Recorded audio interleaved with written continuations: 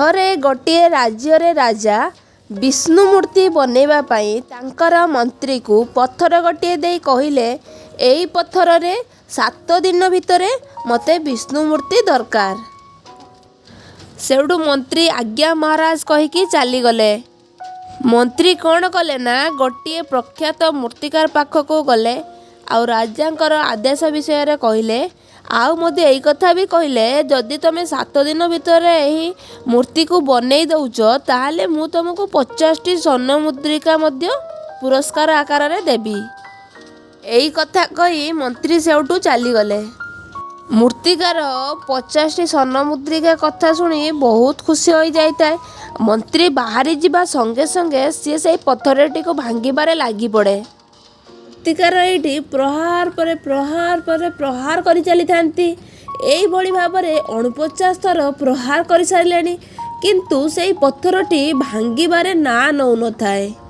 ସେଉଠୁ ମୂର୍ତ୍ତିକାର ଜଣକ ସ୍ଥିର କଲେ ଯେ ମୁଁ ଏଇ ଶେଷ ଥର ପ୍ରହାର କରିମି।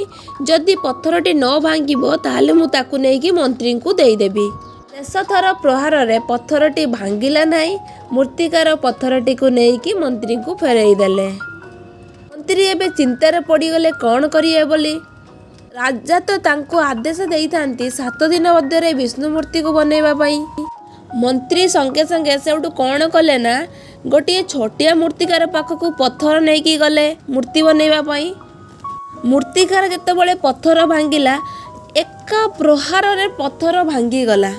ଏଇଠି 50ଟି ସ୍ୱର୍ଣ୍ଣ ମୁଦ୍ରିକା କାହାକୁ ମିଳିବ? ଏଇଠି 50ଟି ସ୍ୱର୍ଣ୍ଣ ମୁଦ୍ରିକାର ହକଦାର କିଏ? ଛୋଟିଆ ମୂର୍ତ୍ତିକାରଟିଏ। ଯଦି ସେଇ ପ୍ରଖ୍ୟାତ ମୂର୍ତ୍ତିକାରଟି ଆଉ ଥରେ ଚେଷ୍ଟା କରିଥାନ୍ତା ହୁଏତ ତା ପଥର ଭାଙ୍ଗି ଯାଇପାରିଥାନ୍ତା। ଏଇଠୁ ଆମକୁ କ'ଣ ଶିଖିବା ପାଇଁ ମିଳିଲା? ଜୀବନର କେବେ କୌଣସି କାମକୁ ଛାଡ଼ିବା ନାହିଁ। ଲକ୍ଷ୍ୟ ହାସଲ କରିବା ପାଇଁ ହେଲେ ଆମେ ସବୁବେଳେ ଚେଷ୍ଟା ଜାରି ରଖିବା। ହୁଏତ ଆମେ ଯେଉଁଠୁ ମୁହଁ ମୋଡ଼ି ଦେଉଛୁ ସେଇଟା ଆମର ଶେଷ ପ୍ରୟାସ ହୋଇପାରେ। ଯଦି ଆମର ଲକ୍ଷ୍ୟ ସ୍ଥିର ଅଛି ଆଉ ଆମେ ଚେଷ୍ଟା ପରେ ଚେଷ୍ଟା କରି ଚାଲିଛେ ତାହେଲେ ଆମକୁ ସଫଳତା ନିଶ୍ଚୟ ମିଳିବ।